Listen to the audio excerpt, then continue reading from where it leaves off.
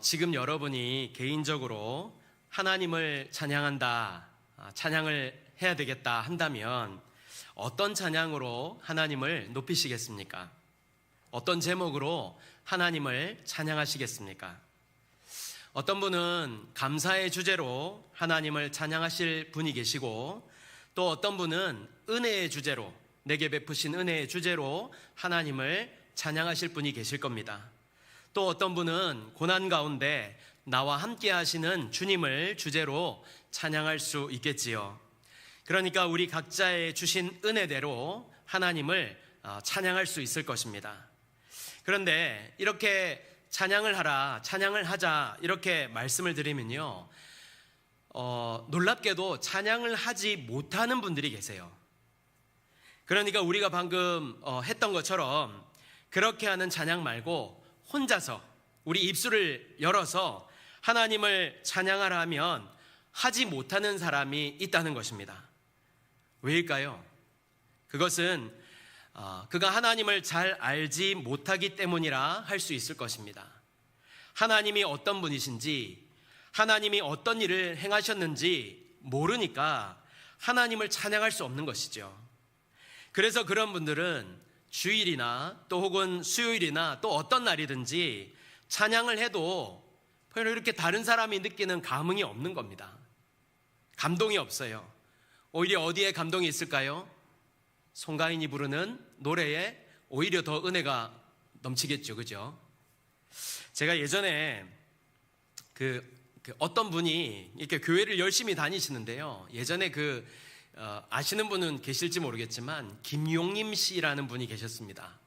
네, 코미디언 이상일 씨 부인인데요, 이분이 이제 이렇게 장을 하시는 분이잖아요. 근데 이분이 연불 비슷한 테이프를 내셨는데요, 그 테이프에 그렇게 은혜를 받으시더라고요. 너무 좋다고. 교회를 다니시는 분인데 그 연불 테이프를 어디서 구해가고 들으면서 너무 좋다면서 이렇게 들으시더라고요. 이렇게 되는 겁니다. 여러분, 하나님을 아는 사람이 찬양을 할 수 있고요, 찬양 가운데 거하시는 하나님으로 말미암아 은혜를 받을 수 있습니다. 저는 여기 계신 모든 분들이 다른 것 말고 진짜 하나님을 제대로 알고 그래서 제대로 하나님만을 찬양할 수 있는 성도들이 되시기를 간절히 바랍니다. 오늘 우리가 함께 살펴볼 말씀은요, 사무엘하 22장의 말씀인데요, 이 말씀이 거의 그대로 시편 18편에 옮겨져 있습니다. 그런데 1절을 다르게 시작합니다. 시편 18편 1절에 이렇게 합니다. 나의 힘이신 여호와여, 내가 주를 사랑하나이다. 이 말씀을 통해서 알 수 있는 것은요, 다윗은 진정으로 하나님을 아는 사람이었구나 라는 사실을 알게 되지요. 사랑한다 라는 표현을 아무에게나 쓰나요? 그렇지 않지요. 다윗은 하나님을 사랑했기에 하나님을 알았고, 그래서 다윗은 하나님을 노래할 수 있었다라는 사실을 알게 되는 것입니다. 그리고 오늘 이 시편을 통해서 다윗은요, 하나님이 어떤 분인지를 우리들에게 가르쳐주고 있습니다. 이 찬양의 말씀을 통해서 우리도 하나님을 알고 그 하나님을 다윗처럼 찬송할 수 있는 귀한 시간이 되기를 바랍니다. 첫 번째, 하나님은 나의 하나님이 되신다라는 사실을 알 수 있습니다. 먼저 하나님이 어떤 분이신지를 우리가 알아야 되겠지요. 오늘 본문을 보니까요, 하나님은 구원하시는 하나님으로 묘사되고 있습니다. 오늘 본문의 말씀을 끝까지 자세히 보시면요, 하나님께서 다윗을 어떻게 구원해 내셨는지를 아주 이렇게 여러 다양한 각도로 이렇게 설명을 하고 있습니다. 그런데 하나님은 구원하시는 하나님이실 뿐만 아니라 구원하실 수 있는 능력을 가진 지존자 되심을 8절에서 16절을 통해서 가르쳐주고 있습니다. 여러분, 우리 하나님이 어떤 분이십니까? 여러분, 어떤 분이라고 말씀하실 수 있습니까? 이 세상 모든 만물의 창조자이시며 주권자이신, 주관자이신 그런 하나님이십니다. 지금도 모든 만물을 다스리시고 섭리하시는 분이 바로 우리 하나님이십니다. 그래서 하나님이 다윗의 구원자, 우리들의 구원자가 될 수 있는 것입니다. 특히 주목해서 보실 말씀은요, 2절에서 3절입니다. 이르되 여호와는 나의 반석이시요 나의 요새이시요 나를 위하여 나를 건지시는 자시요 내가 피할 나의 반석의 하나님이시요 나의 방패시요 나의 구원의 뿌리시요 나의 높은 망대시요 그에게 피할 나의 피난처시요 나의 구원자시라 나를 폭력에서 구원하셨도다. 이 고백은 우리가 시편을 통해서 자주 듣고 보는 하나님을 향한 표현입니다. 그런데 여기 보면요, 전부 어떻게 되어 있냐면 나의 반석, 나의 요새, 나를 건지시는 자, 나의 하나님, 나의 피할 바위, 나의 방패, 나의 구원의 뿔, 나의 높은 망대, 나의 피난처, 나의 구원자, 전부 나의 이렇게 표현되고 있어요. 특히 여기 구원의 뿔은요, 잘 이렇게 모르시는 분들을 위해서 설명을 드리는 건데요, 다윗에게 임한 하나님의 권능을 상징하는 말로, 쉽게 말해서 다윗을 원수들의 손에서 구원해주는 여호와의 권능을 의미합니다. 그러니까 하나님의 뿔이라고 이렇게 표현되면 하나님의 권능을 의미하는구나, 여호와의 힘이라고 하는구나, 이렇게 이제 보시면 되겠습니다. 또한 높은 망대라는 것은요, 이렇게 망대라고 하니까 이렇게 우리가 왜 높이 올라가서 망을 보는 그런 것을 생각할 수가 있는데요, 적군을 살피는 그런 망대가 아니라 히브리어 미스가브라는 단어인데, 높은 산성에 둘러싸여 적이 침범할 수 없는 안전한 피난처라고 해석할 수 있습니다. 어쨌든 여기서 중요한 것은 다윗이 지금 자신과 하나님의 관계를 나의 혹은 나를 이라는 의미로 1인칭 의미로 지금 사용을 하고 있는데요, 표현하고 있는데, 이 말은 하나님이 자신의 하나님이 되신다는 사실을 매우 강조하면서 이렇게 표현하고 있는 의미인 것입니다. 그러면 하나님이 다윗의 소유물입니까? 아니지요. 하나님은 결코 개인의 하나님만이 아니십니다. 하지만 다윗이 이렇게 표현할 수 있는 것은 그가 하나님과 얼마나 친밀한 관계 가운데 있으며 얼마나 하나님을 다윗이 지금 의지하고 있는가를 이렇게 보여주는 말씀인 것입니다. 저희 아이들이 어릴 때 요즘은 듣고 싶어도 듣지 못하지만 다른 사람들 앞에서 이렇게 저를 표현했습니다. 저를 표현하면서 불렀습니다. 내 아빠야. 항상 이렇게 표현을 했어요. 여러분, 우리는요, 예수님을 믿고 하나님의 구원을 입은 그런 사람들입니다. 그래서 우리는 하나님을 뭐라고 부르지요? 아빠, 아버지라고 부를 수 있는 은혜를 입게 된 것입니다. 쉽게 말해서 전능하신 하나님께서 내 아빠가 되시는 것입니다. 그래서 우리는 하나님을 나의 아버지라, 나의 하나님이라 고백하며 살아갈 수 있는 것이지요. 그 하나님을 믿는 우리기에, 그분이 내 아빠 되시기에 세상에서 우리가 어떠한 형편에 처하든지 두려워하지 않고 반석이시며 요새이시며 나의 피할 바위가 되어주시는 하나님 안에서 안전하게 보호를 받으며 삶을 살아갈 수 있는 것입니다. 그러므로 어떠한 상황 속에서도 나의 하나님 되신 주님을 믿고 나의 아버지 되시는 하나님만을 믿고 담대하게 믿음의 삶을 살아갈 수 있는 저와 여러분이 다 되어주시기를 바랍니다. 두 번째, 나의 하나님은요, 들으시는 하나님이십니다. 들으시는 하나님. 5절에서 6절입니다. 사망의 물결이 나를 애우고 불의의 창수가 나를 두렵게 하였으며 스올의 줄이 나를 두르고 사망의 올무가 내게 이르렀도다. 이렇게 말씀하고 있는데요, 여기를 잘 보셔야 돼요. 여기 나오는 네 가지 상황을 한번 다시 우리 좀 깊이 이렇게 살펴보도록 하겠습니다. 먼저 첫 번째로, 사망의 물결이라는 것은요, 대부분의 이 영어 성경에서 파도로 그냥 번역을 했지만 원래의 뉘앙스는요, 그냥 단순한 이렇게, 왜 우리 바닷가에 가보면 철퍽철퍽 치는 이런 바다 있잖아요. 그런 바다의 파도가 아니라 앞부분이 뾰족한 모양이 된, 이렇게 파도가 이렇게 뾰족하면 어떻게 되죠? 파도가 이렇게 쳐가지고 사람을 덮으려고 하잖아요. 아주 공격적이지 않습니까? 그래서 이 파도가 뾰족하게 다가와서 무엇인가에 쾅 하고 부딪힐 때 파괴력이 강한 그런 파도를 의미하는 것입니다. 그런데 이런 파도가, 이 파괴적인 파도가 나를 에워쌌다, 나를 포위했다, 이런 뜻인 것입니다. 자, 두 번째는요, 창수는 지난주에도 말씀드렸던 것 같이 창수는 홍수였잖아요. 홍수는 갑자기 형성이 되어서 거세게 흐르는 급류를 가리킵니다. 여러분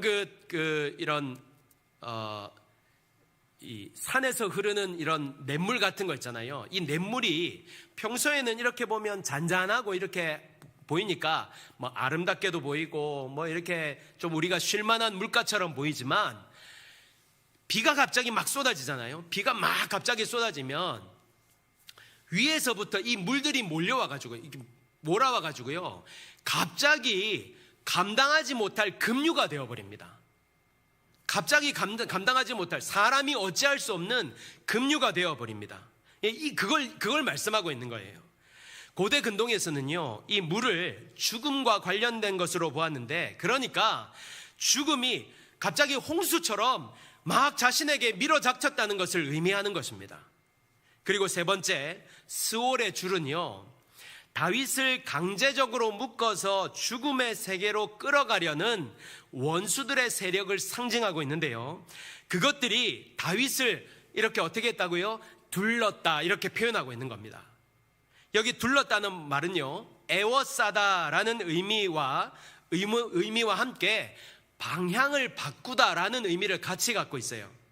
그러니까 다윗이 자신을 죽이려는 이 공격자들에 의해 포위당했음을 나타냄과 동시에 그들이 어떻게 하냐면 방향을 바꾸어 가면서 다윗을 막 이렇게 에워쌌다는 거예요. 그래서 다윗이 그들의 공격에 제대로 대처할 수 없었다라는 것을 이렇게 말씀하고 있는 것입니다. 그리고 마지막 네 번째, 사망의 올무가 이르렀다는 것은 덫이 이렇게 쳐져 있는데도 모르는 상태에서 그냥 그것에 가까이 점점 가까이 가는, 그래서 걸리는 짐승과 같은 그런 자신의 처지였다라는 사실을, 그러니까 죽을 위기에 처해졌다는 사실을 다윗이 지금 비유적으로 회상하고 있는 것입니다. 지금 이렇게 열거한 사실들이 무엇을 말씀해 주고 있지요? 한마디로 다윗이 아무것도 할 수 없는 상황이었다, 나는 그렇게 위급한 상황이었음에도 아무것도 할 수 없었다라는 것을 말해주고 있는 것입니다. 이제 죽음의 위협 앞에 놓인 정말 바람 앞에 촛불과 같은 자신의 인생, 이리 피하고 저리 피해도 도무지 도망할 수 없는, 정말로 사방이 우겨쌈을 당한 자신의 형편을 지금 표현하고 있는 것입니다. 그런데 이렇게 사방이 우겨쌈을 당하는 이런 상황 속에서 이 다윗이 선택한 것이 무엇이냐는 것입니다. 다윗이 무엇을 선택하였습니까? 무엇을 하였습니까? 7절입니다. 내가 환난 중에서 여호와께 아뢰며 나의 하나님께 아뢰었더니 그가 그의 성전에서 내 소리를 들으시며 나의 부르짖음이 그의 귀에 들렸도다. 그런 답답한 상황, 한 치 앞도 내다볼 수 없는 이 암울한 상황 속에서 다윗은 하나님을 찾았다는 것입니다. 여러분, 우리도요, 인생을 살다 보면 위급하고 답답한 상황을 이렇게 맞이할 때가 종종 있지 않습니까? 어느 분이 이렇게 말씀하시대요. 너무 힘드니까 기도도 나오지 않더라고. 기도할 수도 없더라고. 너무 어려우니까 기도가 되지 않더라는 거예요. 맞습니다. 너무 크고 어려운 상황을 만나면요, 진짜 우리에게 어려운 상황이 닥치면요, 정말 아무것도 할 수 없는 지경에 우리가 이르릅니다. 그런데요, 여러분, 여기서 우리가 꼭 기억해야 할 것이 있습니다. 그래서 어떤 사람은 기도를 포기하는 사람, 부르짖기를 포기하는 사람이 있는가 하면, 그래도 어떤 사람은 하나님 앞에 있는 사람이 있습니다. 제가 여기 있는 사람이라고 표현했다는 것을 기억하십시오. 그냥 하나님 앞에 그저 있는 것입니다. 이것이 중요한데요. 뭐 하나님 앞에 있는다고 뭐가 달라지겠습니까? 할 수 있는 거 없지요.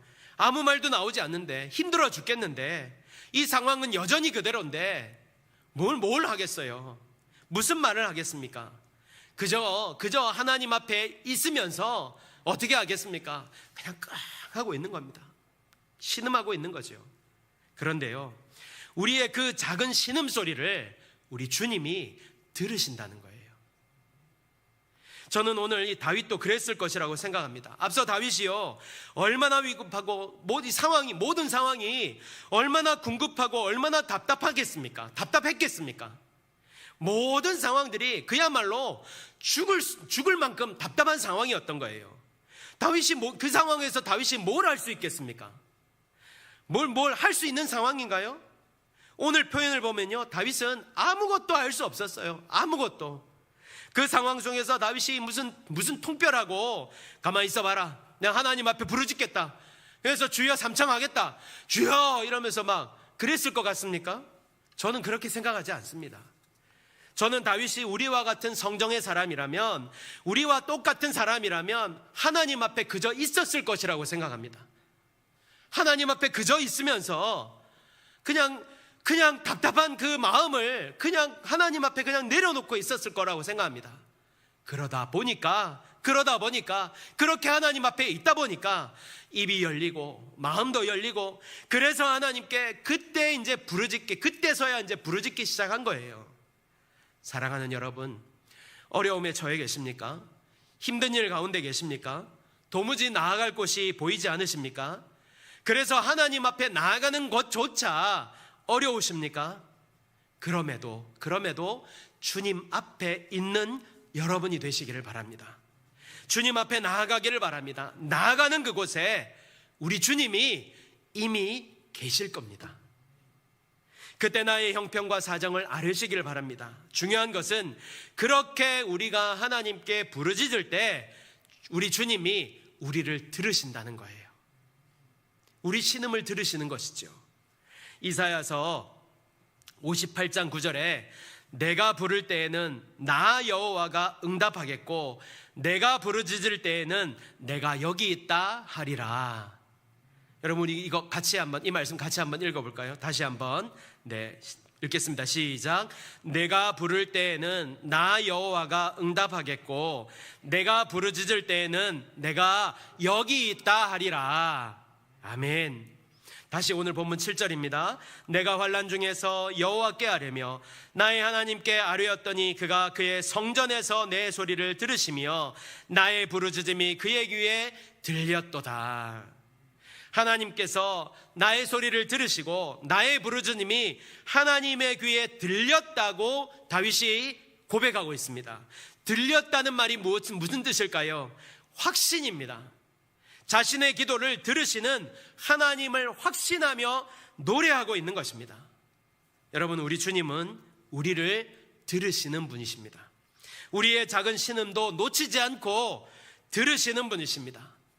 사람들은요, 한 번, 두 번 듣다가 귀찮아서 듣지 않을지 모르겠지만 우리 주님은 끝까지 우리의 사정과 형편을 들어주시는 분이십니다.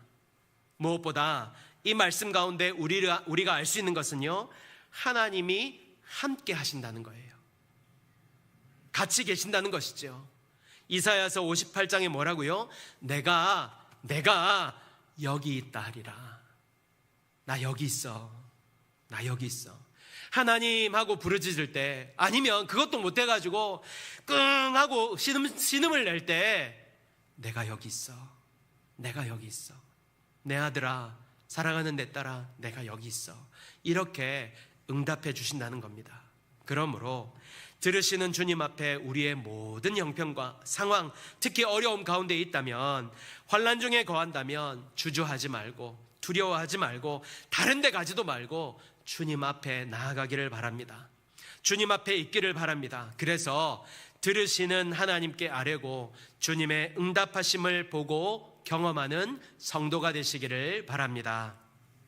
세 번째, 하나님은 나를 위해 행하시는 하나님이 되신다는 것입니다. 14절에서 15절입니다. 여호와께서 하늘에서 우레소리를 내시며 지존하신 자가 음성을 내시며 화살을 날려 그들을 흩으시며 번개로 무찌르셨도다. 아멘. 이것이 무슨 뜻일까요? 좀 경박하지만 하나님이 열받으셨다는 거예요. 열받으셨다는 거지요. 또 17절에는요, 그가 위에서 손을 내미사 나를 붙드시며 많은 물에서 나를 건져내셨도다. 뿐만 아니라 48절에서 49절에는 이 하나님이 나를 위하여 보복하시고 민족들이 내게 복종하게 하시며 나를 원수들에게서 이끌어내시며 나를 대적하는 자 위에 나를 높이시고 나를 강포한 자에게서 건지시는도다. 아멘. 2절에서 3절에도요, 하나님께서 다윗을 향해 다양한 방법과 모습으로 구원하셨음을, 행하셨음을 말씀하고 있습니다. 하나님은 지금도 나와 함께 하실 뿐만 아니라 나를 위해 일하고 계십니다. 그 하나님께서 34절에서 37절을 보면요, 나의 발로 암사슴발 같게 하시며 나를 나의 높은 곳에 세우시며 내 손을 가르쳐 싸우게 하시니 내 팔이 놋화를 당기도다. 주께서 또 주의 구원의 방편을 내게 주시며 주의 온유함이 나를 크게 하셨나이다. 내 걸음을 넓게 하셨고 내 발이 미끄러지지 아니하게 하셨나이다. 아멘. 이 사실을 망각하기 때문에 어떤 사람은 항상 원망하고 불평하는 것입니다. 억울해하는 것이죠. 맞습니다. 살아가면서 우리가 얼마나 힘든 일과 어려운 일들을 많이 당합니까?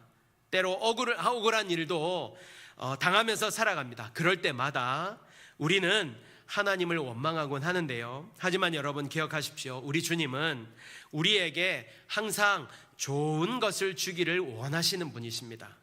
실제로 좋은 것을 주시는 분이지 않습니까? 마태복음 7장 11절에 너희가 악한 자라도 좋은 것으로 자식에게 줄 알거든 하물며 하늘에 계신 너희 아버지께서 구하는 자에게 좋은 것으로 주시지 않겠느냐라고 말씀하십니다. 하나님은 우리에게 좋은 것을 주시기 위해서 오늘도 나보다 앞서 나를 위해 일하시는 분이십니다.